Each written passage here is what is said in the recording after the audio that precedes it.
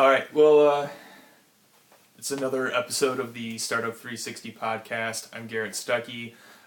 Friendly reminder, please subscribe and share. Startup 360 podcast is where I sit down with founders and talk about their businesses, and we do it on a 360 camera. So today I have Reed Starkey, who also has a podcast, and if you want to kind of give us a quick intro of who you are and talk about your podcast a bit, and then we'll kind of get diving into today's show.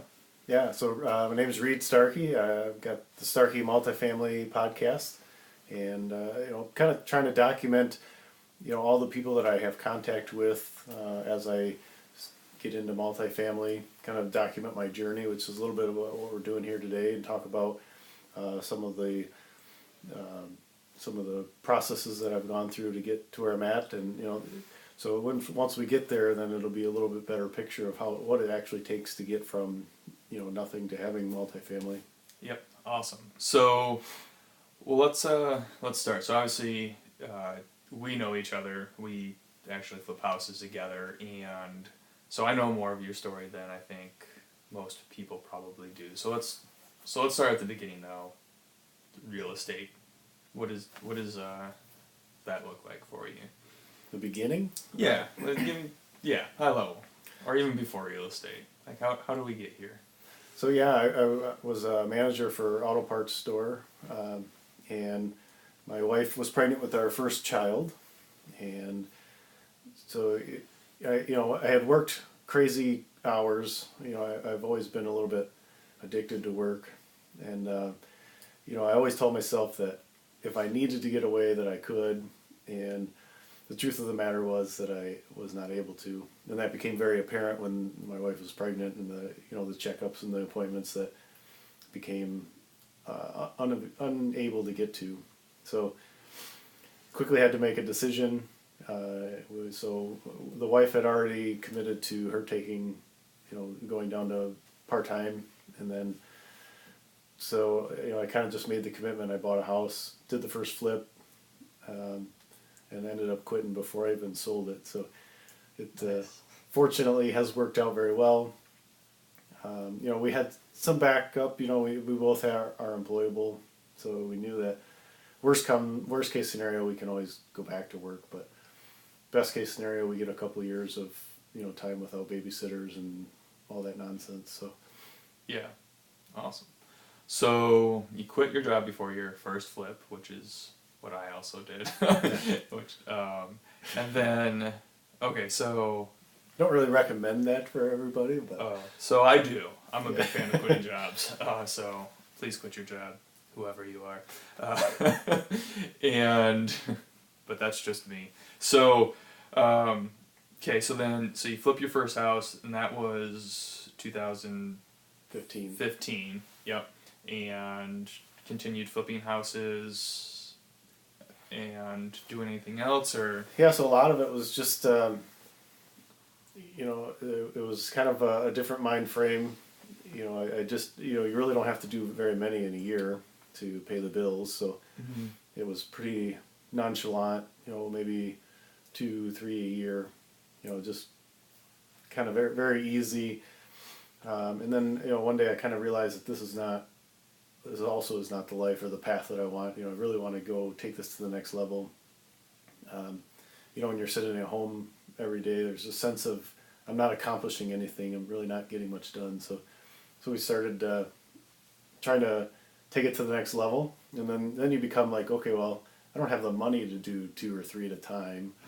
So now what? So then, then it goes to borrowing money, and you start getting comfortable with paying absurd interest rates. Yeah. And, because that's terrifying. When you get your own money in there, if it takes 2 or 3 extra months, nobody's mad, nobody's losing money. It's just it just is. And yeah. When you start taking money at 15%, sometimes more, now that cost is very real. It is. Yep. So, but that enabled me to kind of take it to a whole new level, and bring in a lot more money than previously. And so that all went pretty well.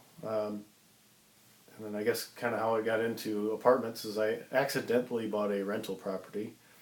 Okay. I know it sounds crazy, but one of the contractors that I worked with had done an estimate on a basement for a house in East Point, and he said, "Hey, she can't afford it, and she doesn't know what to do with the house. So, are you interested?" So of course, yes. So I went up there, made an offer, and I got it, and I kept running the numbers, and I was like, man, it's profitable both ways as a flip or a rental, but the numbers really make sense as a rental.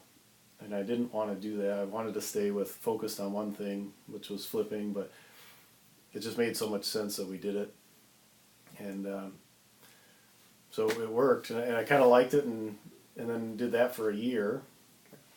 What did you like about it so much? Because obviously you've been flipping for so long, and it seems like there's two camps typically, and there are a few that kind of like straddle both, but most people tend to be like, hey, I primarily flip. Those are, hey, I only do rentals and maybe do a flip here and there. Well, yeah. So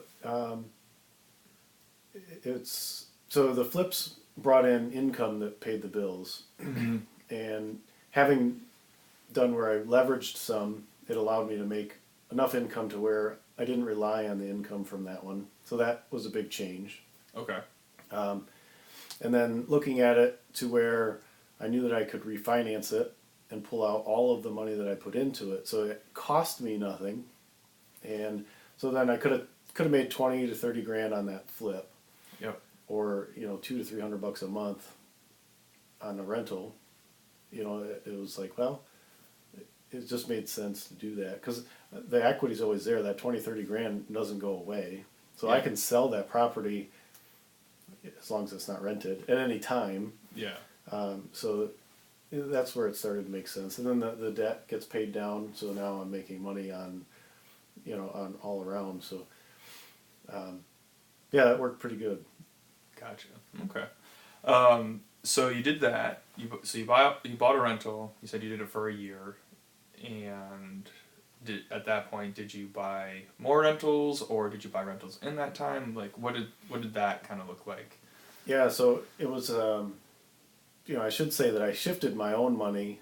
So we partnered up in Dirty House Buyers and started doing flips. Yes. Which really made me sit down and focus on, okay, well, I've got this pool of money that I've been using to buy flips with, but now it's a conflict of interest to flip my own stuff. So that helped put some of that money into rentals. I realized that rentals go a little bit different pace, so I didn't borrow money to do the rentals at the high interest rate because you have to hold them for a period of time before you refinance them. Yep. So the speed at which I did them was quite slow. So actually at the 1 year mark in September 18, I had a total of 5 projects in process, 2 fully rented, some under renovations. And, I was kind of in a depressed thought, like, okay, well, we're not going to get anywhere if we can accomplish 5 in a year. Even scaling that up, I might get 10 next year. Like, I'll have 15. Like, big deal. So, I was driving home. I remember it was September 2nd, and I drove past an apartment complex, and it's like, that's it. That's the only way that I can take this is I have to get into apartments. So, that was the day that I made that decision. Gotcha. So, all right. So you drive past an apartment, and you're like, oh, I'm going to do this. I mean, clearly, I would think there was probably some. Like, were you hearing about apartments beforehand, or was it just like you had this problem of like, I want to scale, and yes, I can do that with these single family homes, but it's just going to take me too long, and it just like clicked when you saw it? What, like? Yeah, I mean, obviously as an investor, I'm aware of apartments. I had like run numbers and looked at it, but never really taken it seriously. So I hadn't really understood the concept of, when I first got into it, how to afford it. Yeah. You're thinking like, well, I don't have $3-4 million to invest in an apartment complex. Mm-hmm. So part of that turned me off towards it in the beginning, so I didn't look at it. And I guess just being involved with real estate and knowing people that are actually doing it, learning about syndication and the process, it became aware that it was something I could do. Becoming comfortable with borrowing other people's money. Yep. So yeah, it just clicked. I mean, it was like a switch, like it always been something interesting, but there's a time where you make the commitment. Yeah. And okay. So. And that was the point when you drove past this apartment.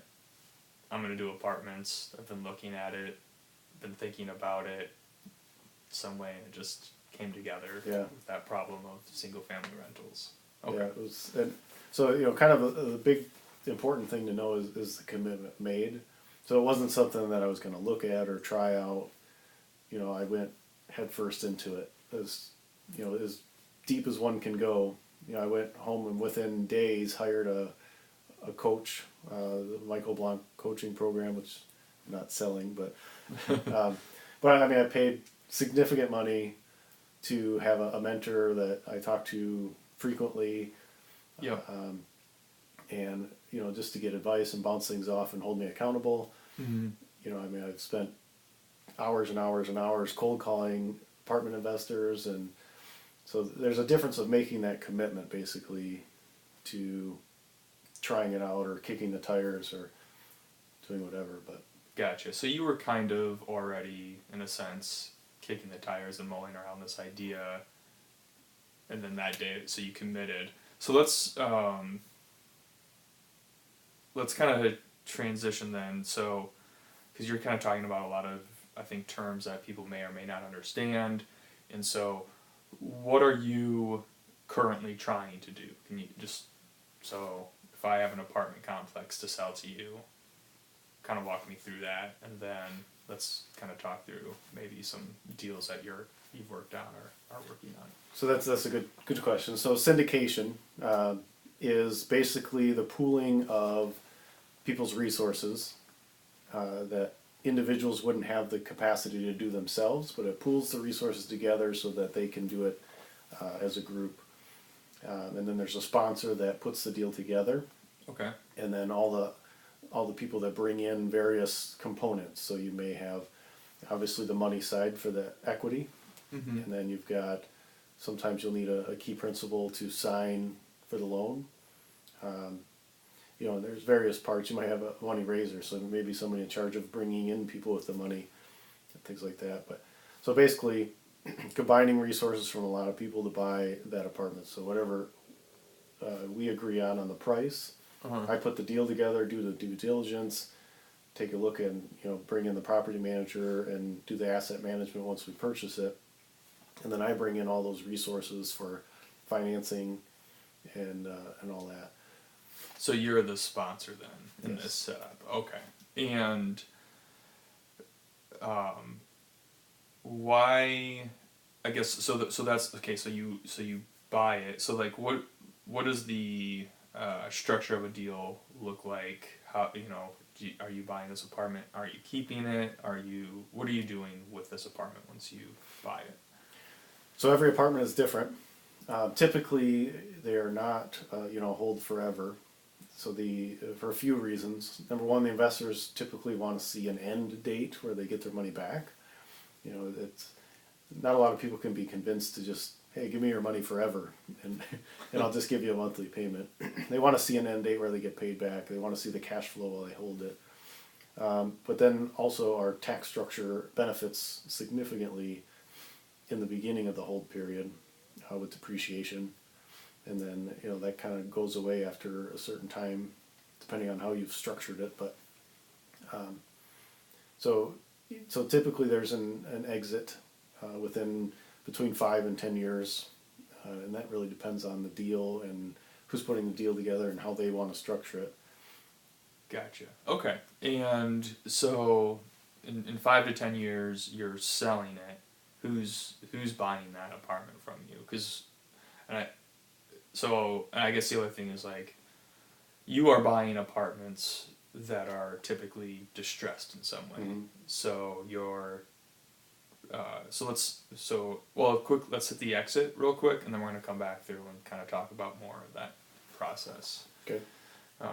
So who's buying these apartments when you're done with them? So it's a different type of investor. So someone who just wants the solid returns without a lot of effort. Mm-hmm. So with the way I structure it, bringing in a lot of people, it requires a lot of profit because a lot of people have to get paid. Yep. So just making 8% on an 8 cap is not enough. We have to bring in value and do something to the building to bring extra value.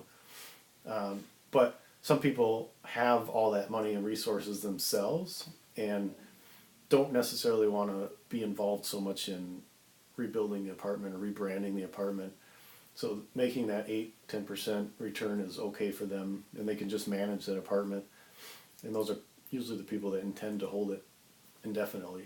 Gotcha. Okay, so the people that are buying these from you are those that can come in and do the whole transaction themselves, and probably are only spending a small portion of their investment portfolio, or even like a major part, but they're really well capitalized, I guess, is in short. Yeah, and I guess backing up, a lot depends on the original deal that I buy, because sometimes the plan is not to bring it to a final market condition. Sometimes you want to bring it to, get rid of the heavy lifting and then sell it to somebody else that's going to syndicate it as well, or do some type of partnership structure. Okay. And then they'll add the rest of the value. So there may be, like major issues that you fix, and then maybe there's light stuff that they can do.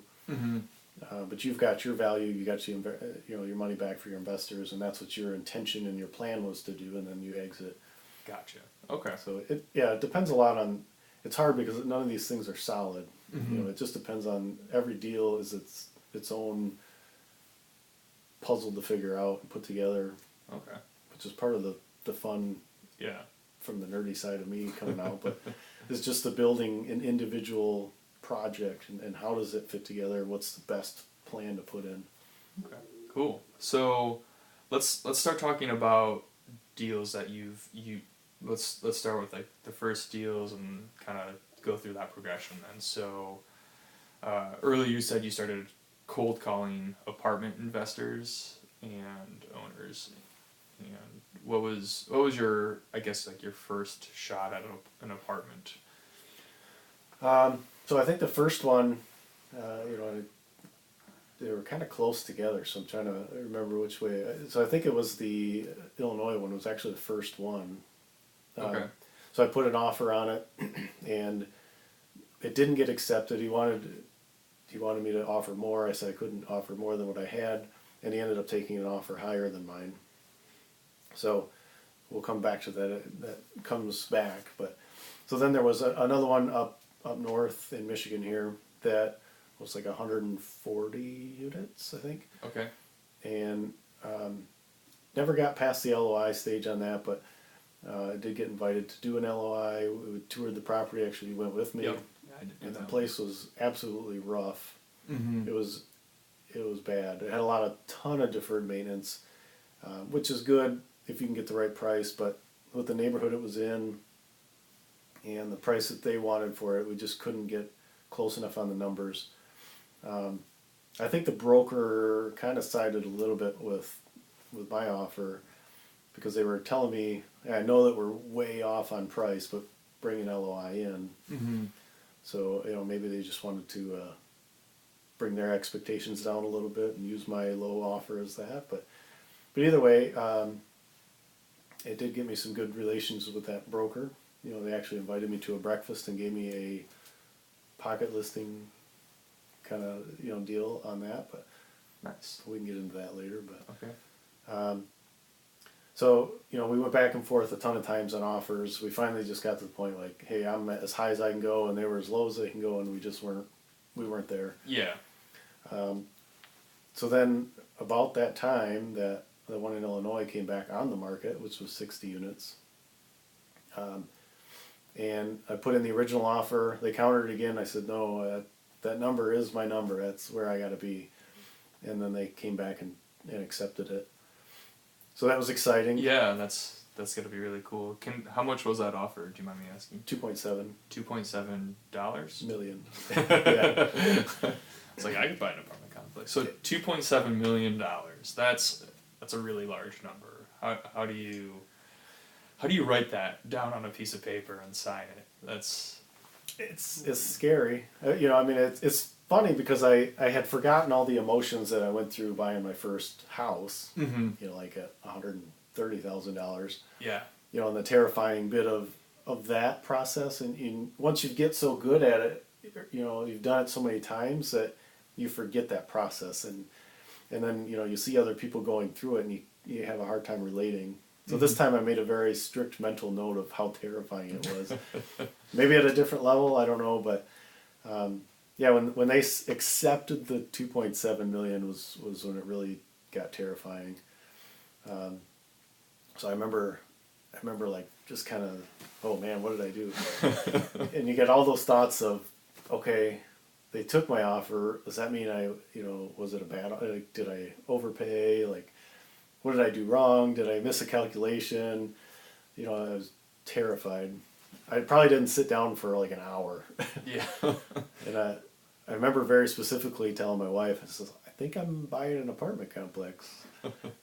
And she was like, that's what you want, right? You know, like kind of like, aren't you happy about this? And I said, I think so. But, you know, the reality hadn't set in yet, but it took a while. Yeah, that's, because I think that's one of the things that, you know, even for me, looking at those kinds of deals is just, those numbers are so large and you can't afford to pay it yourself, right? Especially when you're starting on that part of the venture, right? Like, and I think that's a huge mental hurdle that everybody has to get over at some point, right? To buy an apartment complex. And obviously you're working around that by syndicating it, but that's still a huge mental hurdle, I think. So I think, I'm glad you brought that up. There's two major components to overcoming that. So the first one, I mentioned a little bit before, but you have got to make that commitment. So you cannot do this, and this goes for almost anything, you know, single family investing. You've got to say, I am doing this no matter what. This is what I am doing with my life moving forward, because you're going to have setbacks, you're going to have failures, you're going to have all these hard times that you're going to hit. Yep. No matter what you're trying to accomplish. It doesn't matter if you're trying to write a song or a book or invest or anything. Yep. You have to have that commitment to say, I might fall on my face, but it doesn't matter because I'm pushing through it. I'm going to succeed at this. And I think that's the biggest commitment that you have to make to do it. You know, and then, you know, the second part is just being comfortable being outside of your comfort zone. So I had called a friend of mine who has much more experience at this than I do. And, you know, I was just terrified. I was like, man, I don't know what to do. Like, what do I do? I just, you know, and he was like, good, you're outside your comfort zone. That's where you should be. You know, just with total confidence. And, you know, so that helped ground me a little bit from that panic that I was in. But yeah, I mean, that's, you know, you're not going to be any better than who you are today if you don't step outside your comfort zone. Yeah, no, that's cool. I'm glad you said that. All right, so let's talk about that deal in Illinois. So we have 2.7 accepted. What's the, where do we go from there? So start doing due diligence. Yeah, so the seller had no due diligence prepared, which I totally expected that they would, because they just had an offer fall through. Which I don't know that I have the real answer. They said it had to do with the 1031 not going through, but I mean, the guy didn't even have his due diligence together, so I don't know how they would have got very far. So that was one mistake that I had made, is the contract just had specific days. You know, he was supposed to have his due diligence to me within 3 days. And then, you know, I had my due diligence period started from the contract date. Yeah. Which I knew better, and I just didn't, it didn't click in my head when we were doing it. But so you want to make sure that due diligence starts from when you get all the paperwork from the seller. Gotcha. Because he didn't get it. I sent you the dates, but I don't know them in my head. But he didn't get me that for like a month or so after, he was supposed to have them to me. Mm-hmm. And even then, it was incomplete. It was like, this is as good as I can get you because I don't have better records. Gotcha. Which might be an interesting point. So I was talking with my coach or mentor about that. And he said, look, we're buying deals because they had bad records. So you can't be bothered by that. You have to expect that. If they had great records and took care of their place, it wouldn't be in disrepair for you to buy at a discount. Yeah. So it was an interesting way to think about it. Okay, so I'm never going to have perfect due diligence paperwork that they can just present me, and here it is. Here's all the stuff in a big nice pile for you. So, in that line of thinking, then, were you provided enough due diligence to still move forward, or is that obviously, it's kind of become apparent you didn't buy this one, right? Mm-hmm. So, was that what stopped it, or what else? No, so we did, you kind of, and that's kind of the part of the fun of it too, at least, maybe not for everybody, but so you've got all these pieces and you have to figure out what they mean. Why does this building have a huge water bill? Obviously there's something leaking at that building. Yep. And that's exciting because then you know that those numbers that you originally figured, now you got a very big value add that's quick and immediate. Mm-hmm. That's just one example, but so you're trying to figure out what he's got. He's got very bad records of who's in what place. So, that stuff, we never got into digging into who's in each place. Okay. I'll tell you why in a little bit. But so there's just a little bit more extra work that you have to do to figure out what those things are. Gotcha. And some of the resources they use are going to be property managers in the area that say, hey, look, I don't know what he's got going on, but I can say, based on the others that I own in the area, I know that I can get you this much rent. I know that we can do this and the occupancy rate. Yep. So, although he may not have that documented well, we know that we can get it there quickly. Gotcha. Okay, so there's kind of a point where that due diligence, you have a cloudy picture of where you think it's at, and then you have a goal or a realistic expectation of where it can be, and then you just kind of have to base your decision off that. So what else went wrong with this deal? Well, the biggest part, would be the financing. So it was an assumable loan at, a terribly low interest rate, like 4.34%.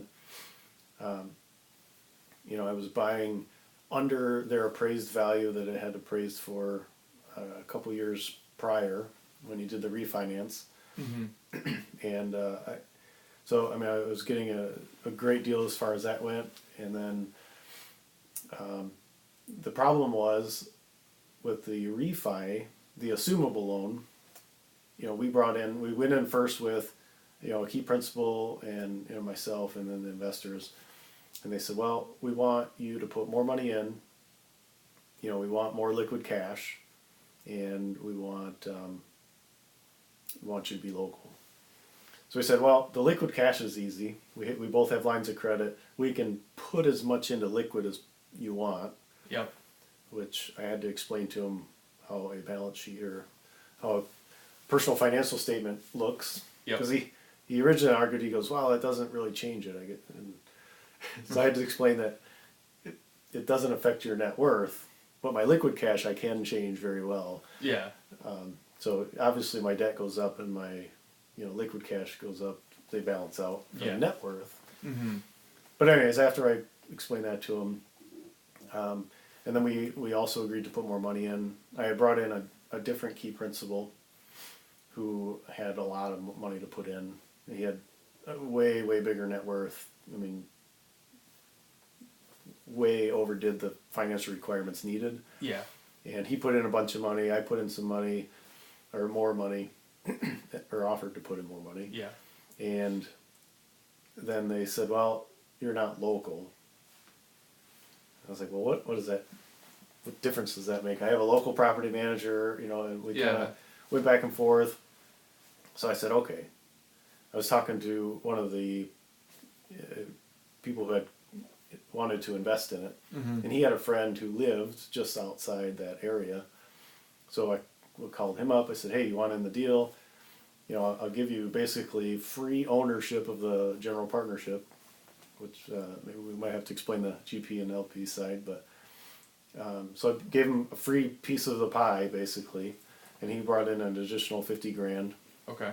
And so I called him up. I said, okay, I've got local ownership, I've got the apartment ownership experience, I've got the capital coming in from our side, we've got liquid cash, everything that you asked for. And they're like, your local guy doesn't have experience. I said, but we have experience on the general partnership team. We have somebody living there.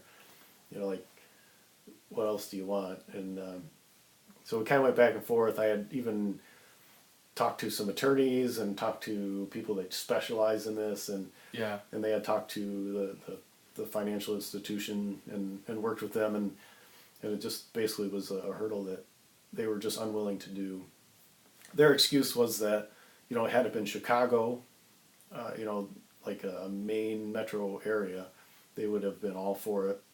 But being that it was a less dense metro area, the ability, like if the property manager fails, the ability to find a new one is harder because there's less to pick from. Gotcha. Had it been Chicago, there's hundreds of them. You just flip a switch and get the next person up, so it's a little bit easier. But that was their excuse. You know, it's difficult from my excuse or my perspective. Yeah. So why didn't you just find somebody that was local that had apartment experience?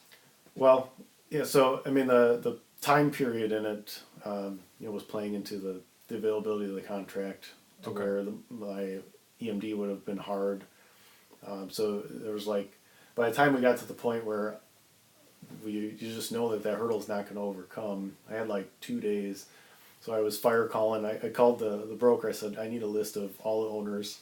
Yeah. So he printed off me a list, and I was calling all these people, and I had a few people interested, but that's a big decision to ask somebody to make in 2 days. Yeah. So it ultimately just wasn't able to happen.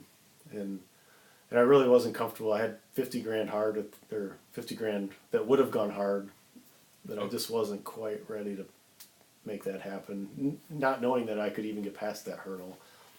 Yeah, that's a lot of money to really put on the line when that's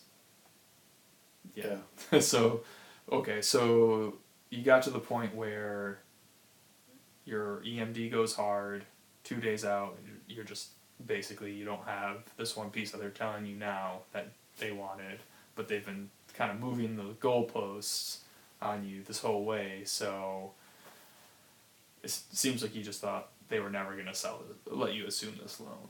Yeah, and I'm kind of curious. I should follow up with it and see who actually ends up getting it, because it was. I mean, there's a ton of things that we put to her. I mean, this conversation went back and forth for, well over a month, back and forth of, here's all the things we got. We've got, the key principal. We had 2 people brought in. Yeah. And both of them had experience with non-local apartments. In fact, all of their apartments were non-local. And, like one guy lived in Minnesota and his apartments were all in Tennessee. Gotcha. The other guys were all around. But, so yeah, I mean, it was really, it was a very interesting and educational experience, but frustrating that they wouldn't allow that to go over. But maybe a quick, so one of the people I talked to in my podcast, I have a podcast with them, is First Service Solutions. Uh-huh.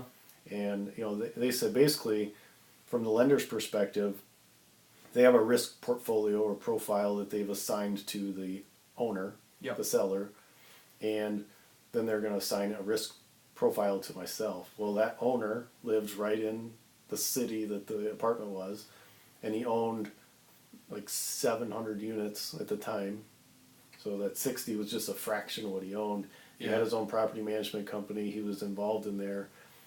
as far as a profile of that, he's very low risk. He was all his own money for the down payment when he bought it. His risk is minimal. Mine, I'm using other people's money, which from their perspective is riskier because it's less skin in the game. Yep. Our general partnership was bringing in $250,000, whereas he had all of his own money. Yep. So my risk profile was more risky than his. Gotcha. In which case, what's the incentive? They really don't have any incentive. Why would they, for the $20,000 assumption fee, why would they take on the bigger risk?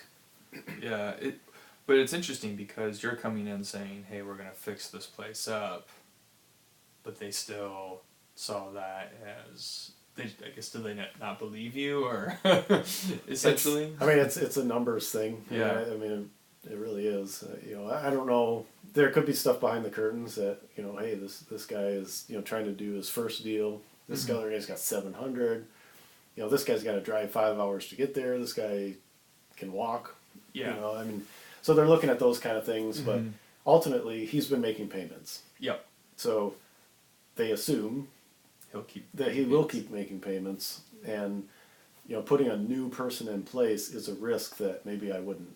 And they don't know me personally, so they just have to go on statistics of people that live far away, or and maybe there's something. Maybe it was something I said to him. I don't know, but when I first talked to him, he's like, "Oh yeah, this should be easy. You've got all the requirements," and then he sent it in, and then all of a sudden it's like it's not going to work. Gotcha. So. Okay. So we're kind of running short on time. So I do want to talk about. I know you had another deal here, so you had the deal up in Saginaw that never met a number, and then you had another one, more local in Lincoln Park, right? Is that? Yeah. Okay, so let's talk about that one real quick here. So yeah, we had one local to where I live, Mm-hmm. and it was a portfolio, and so I don't want to give too much information about it because for his privacy, but it was several units, several buildings. Gotcha. It's like 150 plus units, and ultimately that was very difficult to come up with an LOI because we had no information. Very inaccurate P&L. Okay. So, there was a lot of commingling of funds, and it was difficult to know, like the insurance was paid from one building, so you had to kind of figure out what insurance went to what building, and it was kind of whichever account had the money paid the bill. Gotcha. That's kind of from his words. Yep. So, we did the best we could with some estimates, and then we told them, hey, look, here's where we think we can be. He did pull us a lot higher than we wanted to be, but we really didn't know where the numbers were at. So we told them, hey, look, we'll do the LOI, we'll get it under contract, but just so you know, we have got to do some due diligence before we have any confidence that we're going to move forward, and we don't want to set false expectations for you either. Yeah. So he agreed. He said, yeah, that's fine. I understand. He knew what he had. Yeah. And so we did walk through. We got the handwritten rent roll and all this stuff from him, and it ended up the numbers didn't work. But the beauty of the deal was, it kind of goes to show the cold calling, is I met him through cold calling. Yep. And ultimately got that deal lined up. And then the partners I was going to use on that, I met them cold calling as well. So it was just kind of a perfect mix of validating that cold calling is doing something. Awesome. So you're cold calling, you're bringing in partners, you're obviously like calling apartment owners, and you're finding deals, which is awesome. So how long did you how long from like the first day you started cold calling to getting your first LOI accepted? How long was that? From the first LOI accepted that I got from cold calling, Mm-hmm. would have been probably 7 months, 7 months. Okay. And you've been doing this now for about a year, would you say? No, September. So Oh, yeah. that's at 9.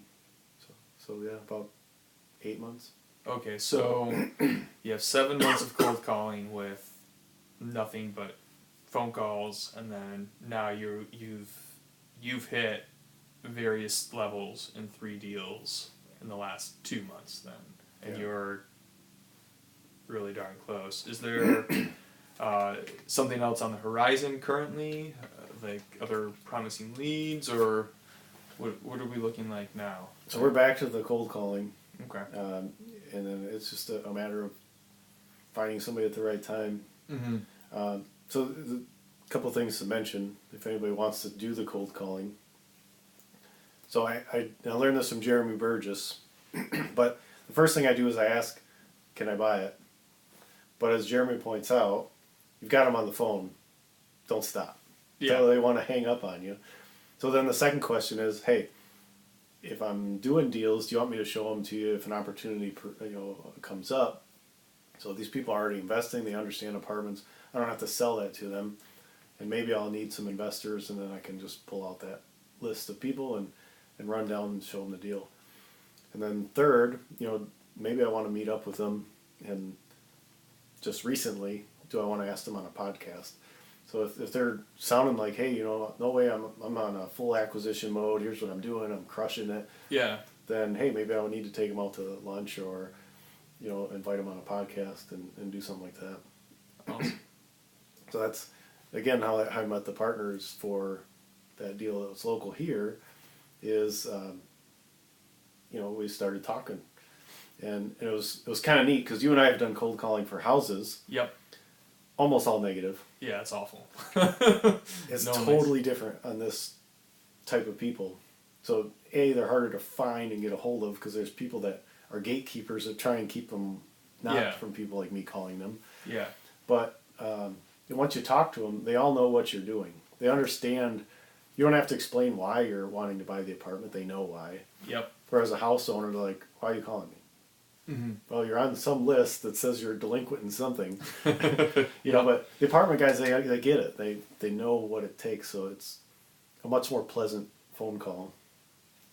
Which is, I think, mind-blowing because I think not even just like real estate in general, but every industry, cold calling, there's these very few people that can do it and enjoy it and keep it up, but everybody, for the most part, just seems to hate it. So that's really, really interesting and cool to have a group of people to call that's open to a cold call, I guess. Yeah. It is, maybe not everybody, but I imagine it sounds like they're a lot more positive than... Honestly, the most negative call that I've got, and since you've done cold calling, you'll get it, and anybody watching or listening. Yeah. So the worst that I got was a guy that said, he had started questioning like who I was and could I afford to buy it, and kind of just really, this one's not for you. This is not for you. Like, that was like the most negative. Wow. That I had got. So yeah, I can't say anything bad about it. And cold calling is not my favorite activity, but with this type of people, it's totally different. That's really cool. So something that I guess before we kind of transition here to the very end, was there any part of these stories that we missed that you want to make sure we bring up right now? I don't think so. I think that was pretty good. Awesome. So I have the rapid fire questions here, and we're gonna have to go really quick here. So basically, I ask everybody these. So first question is, what is your best habit? Well, as you know, I just started fully implementing getting things done, which is more than a habit. It's like a lifestyle. So. Yep. I've read the book a long time ago and picked up little chunks of it, but a couple weekends ago I dedicated, shut my phone off for a weekend, didn't take calls or emails or anything, and I just start to finish, read a chapter or implemented it, excuse me, and just fully made it happen. And it's been, I'm upset that I didn't do it earlier. Yeah, it is awesome. If you're watching this, do it. The next one is, what are you bad at and how do you solve it? Well, hopefully I'm solving everything I'm bad at. But, the most recent would be clearly organization. The bigger I get, the bigger tasks that I'm doing, things start falling through the cracks, and that quickly had to stop. Yep. So that was the motivation for just buckling down and saying, I need a system, I have to have a system, and I'm going to make it work at all costs. Gotcha. Awesome. What advice would you give to a high school graduate, a college graduate, and a 50-year-old? I think it'd be the same for all of them. I'd say read more books. Read more books. I'm always amazed that I can spend $12 to $20 on somebody's lifetime knowledge that they've acquired. They spent a lifetime getting all the knowledge. They put it on paper, and I can buy it for $12. Basically the cost of a decent dinner. Yeah. I mean, it's unbelievable that you can get all that knowledge and that changes your life. Mm-hmm. Like the Getting Things Done book. I think it's $13. Yeah. And literally my life will never be the same for the rest of my life. And there's a lot of books that have made huge impacts. I can't stress that enough. I wish I had read way more books way earlier. Yep.